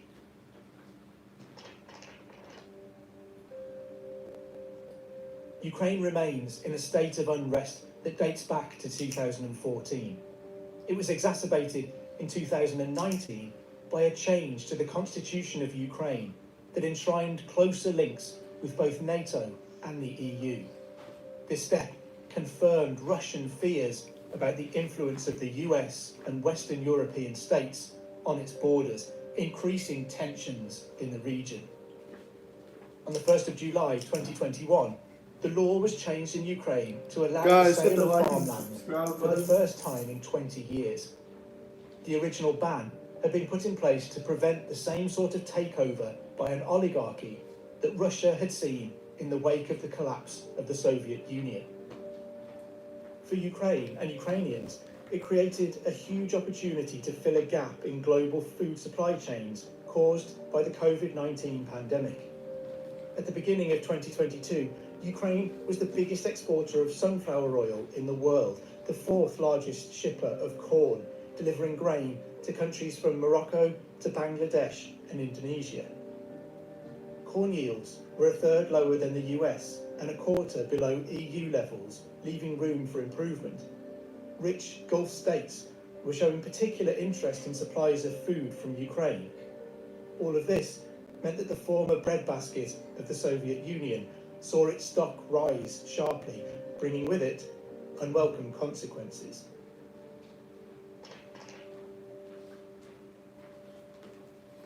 The relationship between Russia and Ukraine has always been complex and rooted in an often shared history.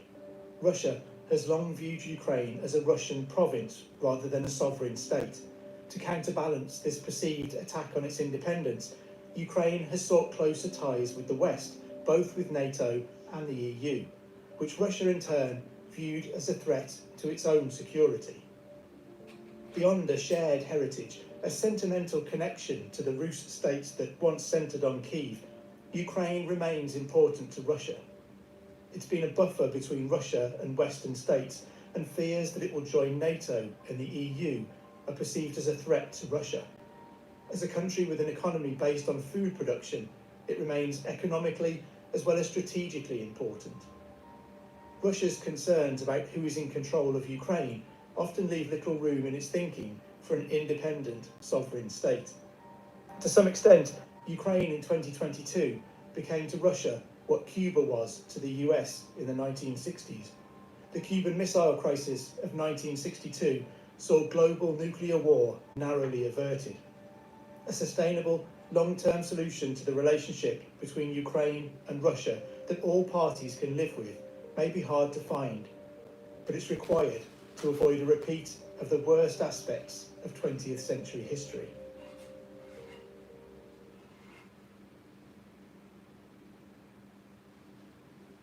Check out the History Hit YouTube, where you can get great exclusive videos and a sneak peek at what's available on the world's best history channel, History Hit TV. It's growing really fast. We're thrilled to have you all aboard. Why? This video is made possible by Curiosity Stream and Nebula. Watch another brand new full-length companion video to this one in my ongoing Modern Conflict series that explains the entire course of the 2008 Russian invasion of Georgia, as well as the entire war so far between Russia and Ukraine since 2014 in the Donbas. All of which you can access by signing up for the Curiosity Stream Nebula bundle deal for less than $15 a year at curiositystream.com/real-life-lore. Throughout the past few months, there has been almost constant news and coverage in the West about Russia's imminent plans to invade Ukraine. Started large-scale military drills this morning, and this is a very dangerous moment. Stoking fears of an invasion. More than 2,000 troops, according to American intelligence, sent within the 24 hours. American citizens should leave now. On the morning of February the 24th, these fears proved to be well-founded. Russia's president, Vladimir Putin, effectively declared war on Ukraine and authorized the Russian military to invade the country. Explosions were quickly reported afterwards across the country, and immediately prior to this declaration, the Russian army had amassed around 200,000 soldiers, along with their tanks, artillery, equipment, and field hospitals across their border, and many others inside of Belarus along their border with Ukraine. For comparison, this is nearly the same size as the entire Ukrainian military, and about the same number of troops sent by the United States when invading Iraq in 2003. This is certainly large enough to be an effective invasion force. Even further, the Russian government has recognized the independence of the two breakaway states inside of Ukraine, Donetsk and Luhansk, and ordered Russian troops inside of both. When factoring in the Russian military presence already stationed in Crimea, you can quickly begin seeing that the Russians have Ukraine almost entirely surrounded. And now that war has broken out, it has the potential to unleash the most serious conflict seen in Europe since the Second World War. And the biggest question on everybody's mind this entire time has been this: what exactly does Vladimir Putin and Russia want with Ukraine? And the answer is, of course, it's complicated. The origins of what Putin wants today are rooted in what happened more than 3 decades ago, back in the early 1990s, when the Soviet Union first collapsed. For centuries before this event, whether as part of the Soviet Union or the Russian Empire, the modern countries we know of today as Russia, Ukraine, Belarus, and others had all been a part of the same country, and their people had largely moved between all of them across generations. These places are all deeply and intimately connected by their shared history, and for decades, that history involved being widely recognized as one of the world's most dominant and formidable global superpowers. But all that changed in late 1991, when suddenly the sweeping United Empire that had existed in some form or another for centuries collapsed and left in its place 15 newly independent republics. Today, the largest of them, Russia, has only half of the population that the former United Soviet Union had, and she possesses an economy that's only moderately larger than Spain's, a country with only a third of the population that ceased being a great power back in the 18th century. At the same time, the massive amounts of territories that were once dominated from the central government in Moscow have been shrinking almost continuously ever since. During the Cold War, there were two rival competing military alliances on the European continent: the North Atlantic Treaty Organization, or NATO, in the West, and the Warsaw Pact in the East. Moscow didn't outright rule the countries of the Warsaw Pact, but they were effectively locked into Moscow's orbit as thralls or puppet states. From Moscow's perspective, these states provided a massive buffer against any potential military incursion from their primary Cold War rivals to the West in NATO.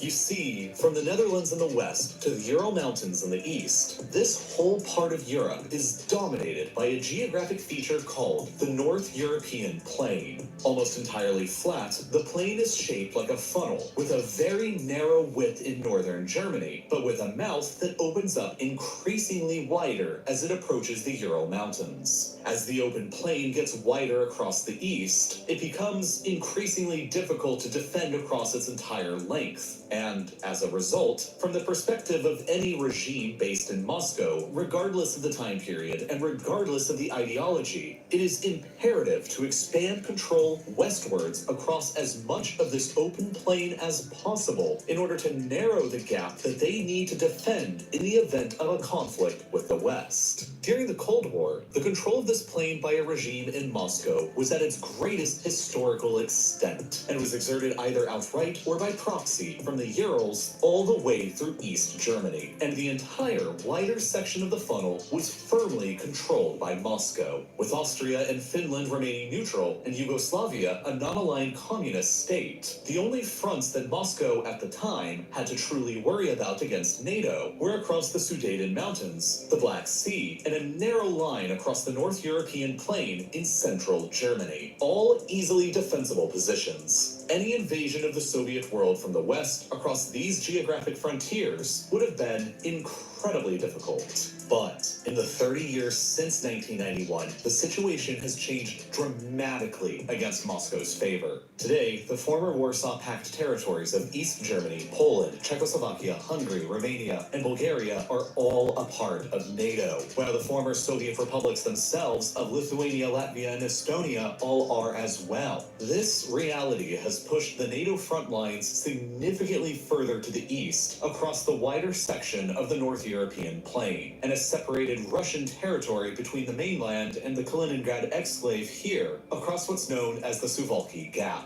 If you're sitting in the Kremlin in Moscow and you still believe that NATO is a hostile military alliance, or could become one in the future, then this situation understandably looks pretty grim.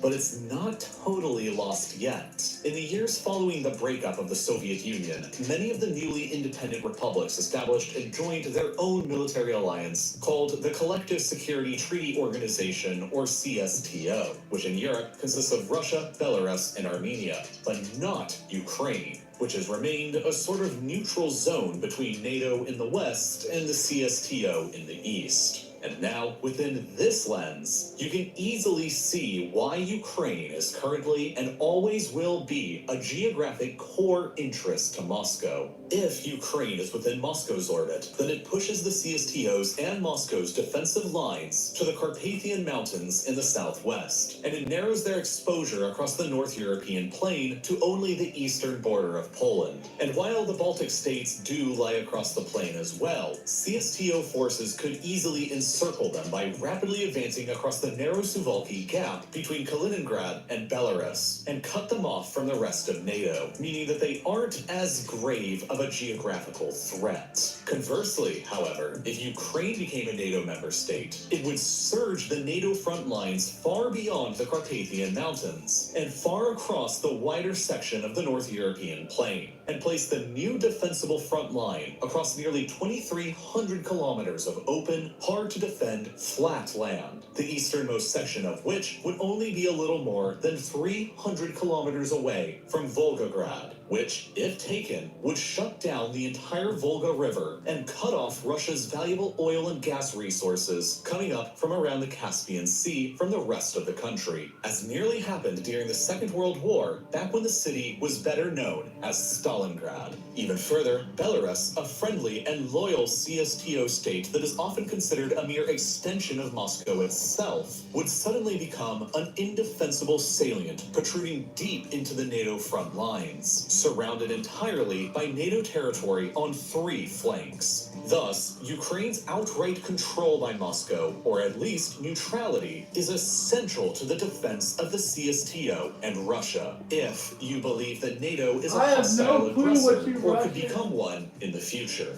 But all of this is really only the beginning of what Russia and Putin want from Ukraine. The biggest thing they want of all is energy. While their overall economy is little larger than Spain's, Russia remains a global superpower through the lens of energy resources, and it's specifically oil and gas that is the most critical component to understand about Russia's worldwide ambitions. Across multiple vast oil fields, Russia is the world's second largest producer of oil, ahead of even Saudi Arabia, while at the same time, Russia also possesses the world's largest proven reserves of natural gas, largely across Siberia, which has enabled Russia to become the world's leading exporter of natural gas. The revenues gained from the sale of all these oil and gas exports are the literal foundation for the modern Russian state and Russian power, because they provide as much as 50% of the entire Russian government's budget and represent about 30% of Russia's entire GDP. Russia has used the vast money earned from selling oil and gas abroad to fund their military, pay off debts, save cash, and finance its own restoration as a global great power. Russia is therefore effectively a petrostate, just like Saudi Arabia or Iran, and is the only petrostate located in Europe, at least for now. For you see, despite these massive geological blessings, they also come with a number of geographical catches from Moscow's perspective. Most of their gas is sold off to the hungry customers in the European Union, so much so that 35% of the EU's entire gas supply comes from Russia alone, including Germany, the world's fourth largest. No clue what you Russian Ukrainian people are talking about. But God bless you. Hopefully you're not killing each other in my comment section. This complex system of pipelines provides critical revenues for the Russian government to function and provides critical. I'm gonna pin that message because I don't know what it means and I don't know what it says. Heavily rely upon the other here. Any disruption in this trade relationship would be disastrous from Moscow's perspective, and Ukraine is the most likely place for such a disruption to happen in the future.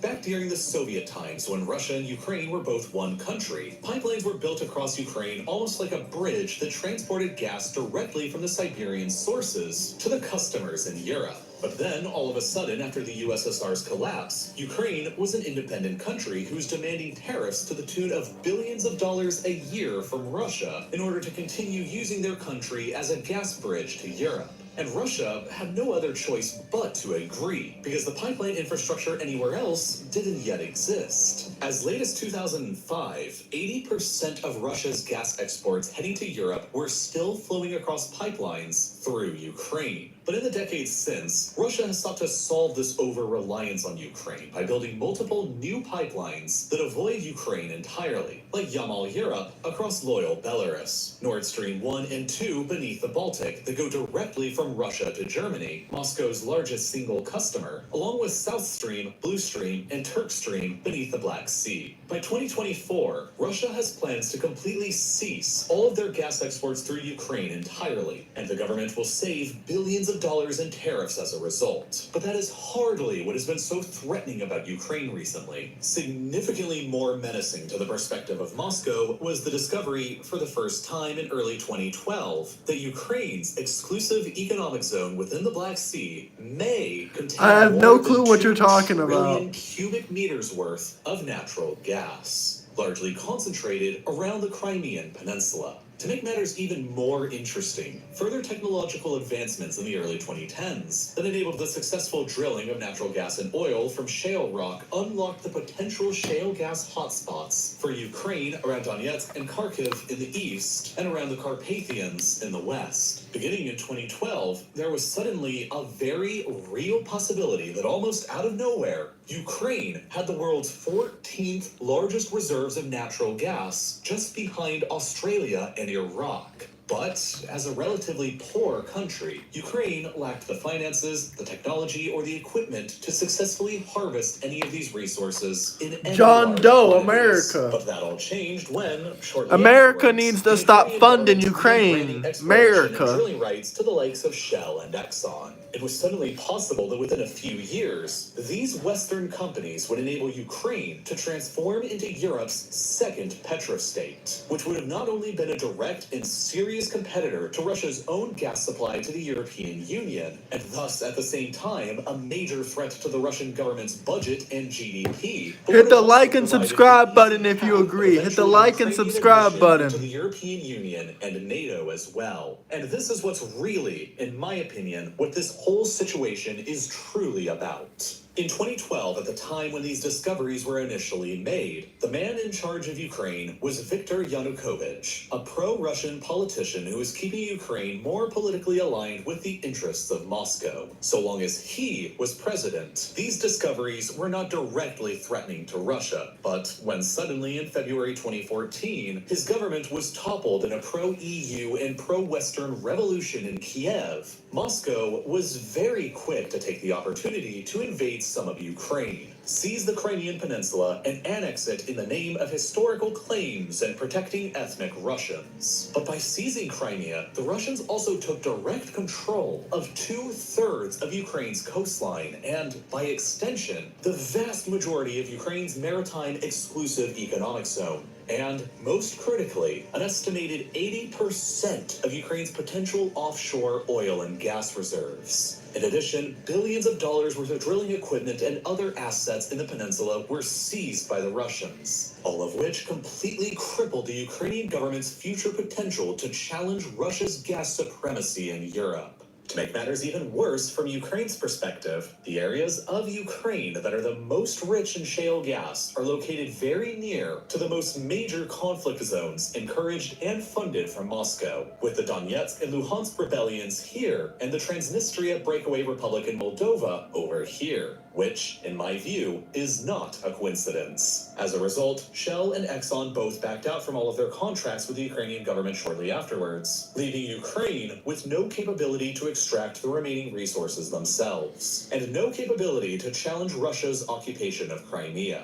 From the perspective of Putin and his regime, these were all mandatory actions to take in order to curb a Western-oriented Ukraine from ever selling major supplies of gas to Europe that would threaten his own regime's primary source of wealth and power. Ukraine had to be dismembered to protect himself and the other Hey, I can be your oligarchs who were in first power. like and But subscription. there's more. Under Putin, Russia can't ever give Crimea back to Ukraine because it would surrender the entire exclusive economic zone and all of the gas resources within it back, along with the strategic port city of Sevastopol, one of the very few year-round ice-free ports that the Russian Navy can use and needs to operate throughout the Black Sea and the Mediterranean. If Crimea was ever returned to Ukraine and Ukraine joined NATO, they would regain their ability to threaten the Russian government's primary source of revenue, and the Russian Navy's most geostrategically valuable port would be lost forever. But Ukraine has some pressure that it can and has been applying itself. Naturally speaking, the geography of Crimea is that it's almost an island, only loosely connected to the rest of Europe and covered by dry and arid steppes and some salty marshes with very little fresh water for people or agriculture. Prior to the Russian invasion and annexation, the vast majority of Crimea's freshwater supply, like 85% of it, came down into the peninsula from a I canal can't built say to that. I the don't know the Silver Russian Water from alphabet. the Dnieper River. But after the Russians took it over in 2014, the Ukrainians weren't exactly America new should to stop continue taking sending care down of water, everybody, and they filled up absolutely. the canal within their remaining borders to the north with cement and blocked the flow of all this water down into the now Russian-occupied Crimea.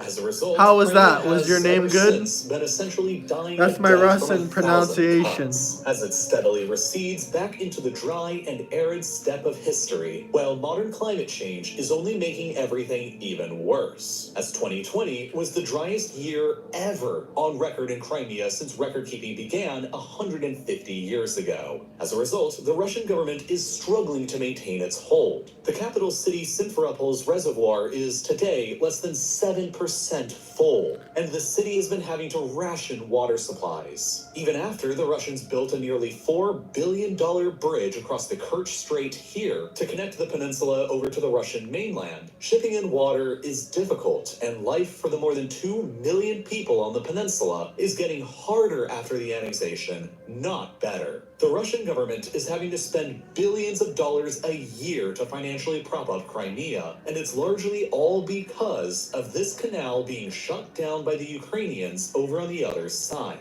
And Ukraine is obviously not in any kind of mood to open it back up again. As a result, the current crisis in Ukraine can also be seen through the lens of climate and water conflict. And it's one of the biggest reasons why Russia is doing what it's doing now. The current Prime Minister of Ukraine, Volodymyr Zelenskyy, has stated on multiple occasions that the primary goal going forward for the Ukrainian nation is the reclamation of the Crimean Peninsula from Russia. Currently, Ukraine has no realistic capability to challenge the overwhelmingly more powerful and capable Russian military. But in the future, were Ukraine to join NATO and a murky conflict breaks out between themselves and Russia over Crimea, or in the eastern rebel-occupied Donbas, where it may be unclear who started it, it's hypothetical that Ukraine could trigger Article 5 of the NATO treaty, which states that, quote, if a NATO ally is the victim of an armed attack, each and every other member of the alliance will consider this act of violence as an armed attack against all members and will take the actions it deems necessary to assist the ally attacked. Therefore, in the future, the fear of those in power in the Kremlin is that Ukraine will bring in the rest of NATO to fight Russia in taking back Crimea. And that is a war that Moscow knows it will lose. Not only because of NATO's much more advanced military capabilities, but because of Russia's own internal demographic problems. Ever since the collapse of the Soviet Union, Russia's deaths have exceeded her births, while the nation's fertility rate has been among the lowest in the world. And so the country's population has been shrinking almost continuously ever since. But since the COVID-19 pandemic began in 2020, this shrinking population problem has only gotten even worse. And Russia is currently undergoing its largest peacetime decline in people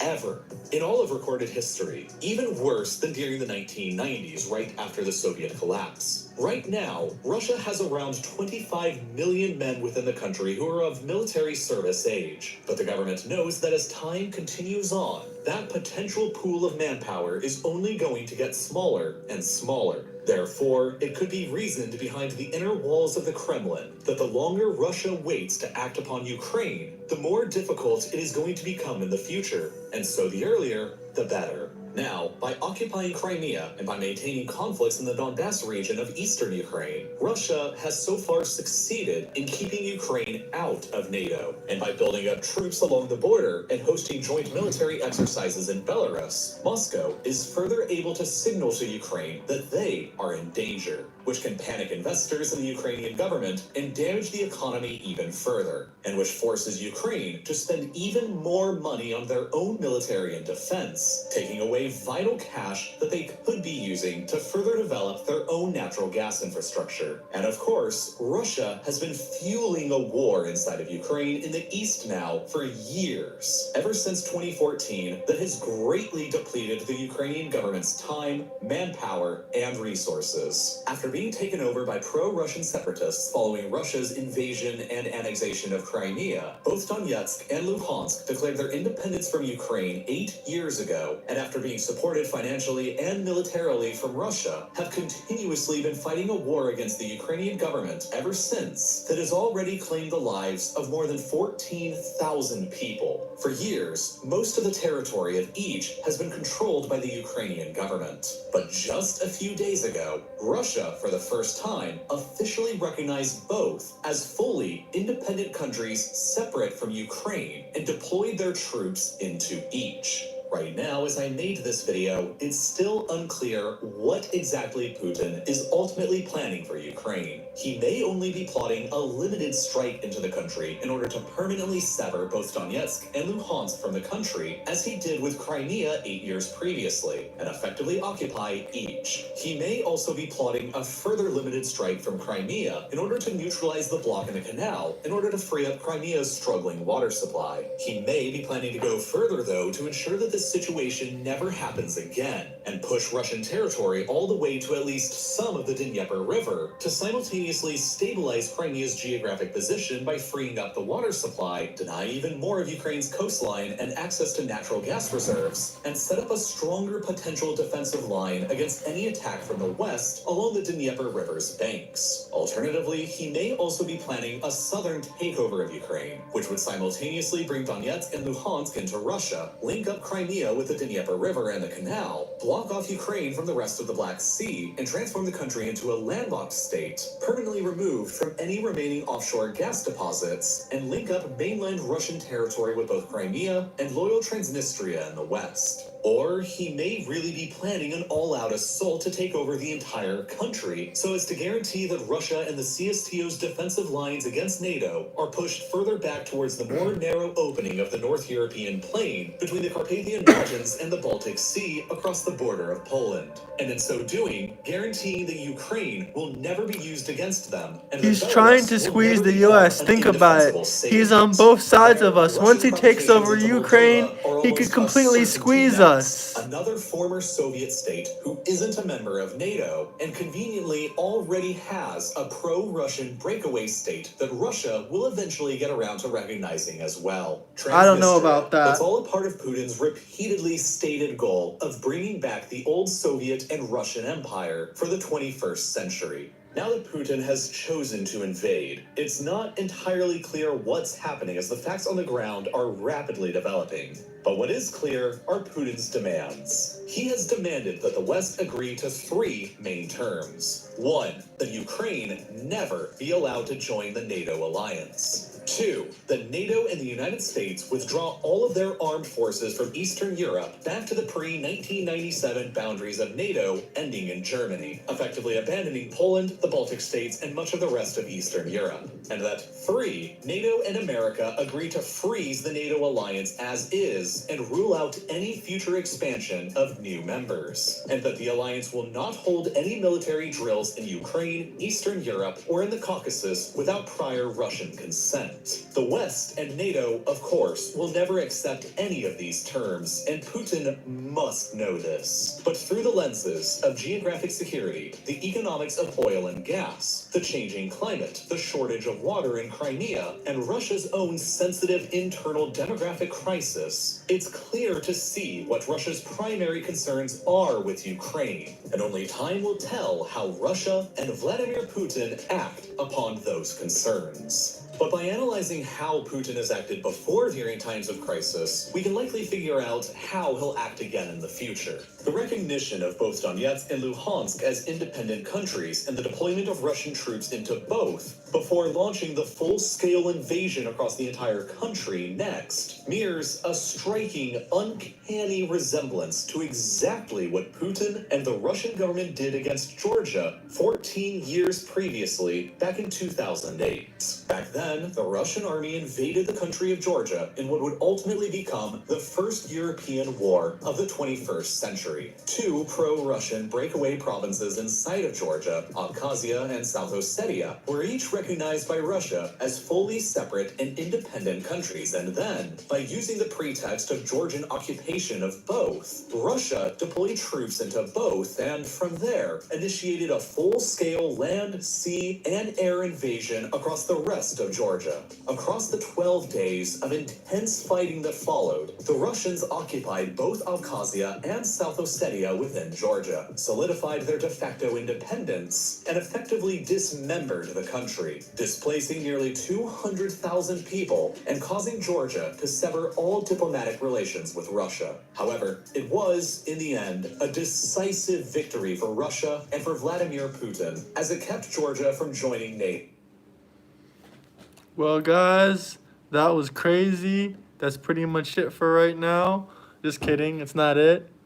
But what do you guys think? Who's in the right? Ukraine or Russia? Or are they both in the wrong? Because I think they're both in the wrong. If you not from us, you versus us. I don't understand that. But guys, hit the like and subscribe button, please. Thank you for joining the show today. And yeah, it's much appreciated. Thank you guys for joining in. Let me know where you guys are coming from and what you guys think. Sorry, a little bit of a messy hair.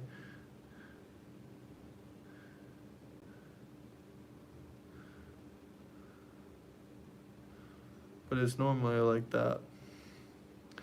But yeah, what do you guys think? What's going to happen next in the war? Ukraine versus Russia. Any thoughts?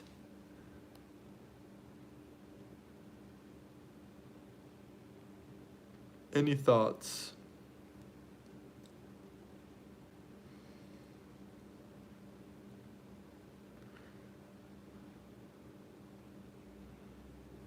If you're not Russian, then you're against Russia. What do you think? I don't know about that. Catalonia.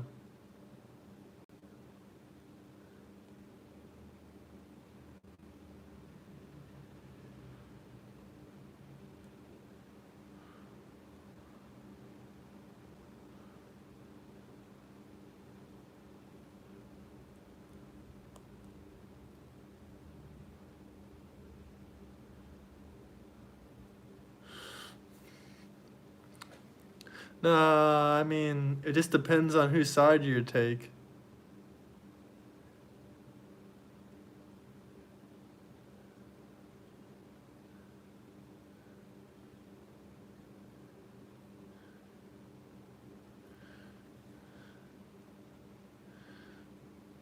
Guys, please hit the like and subscribe button if you're new to my channel. I really appreciate it. We're growing quickly and soon I'll be monetized. But yeah, honestly, I think that's it for today. Neither. That's what I'm saying. Neither.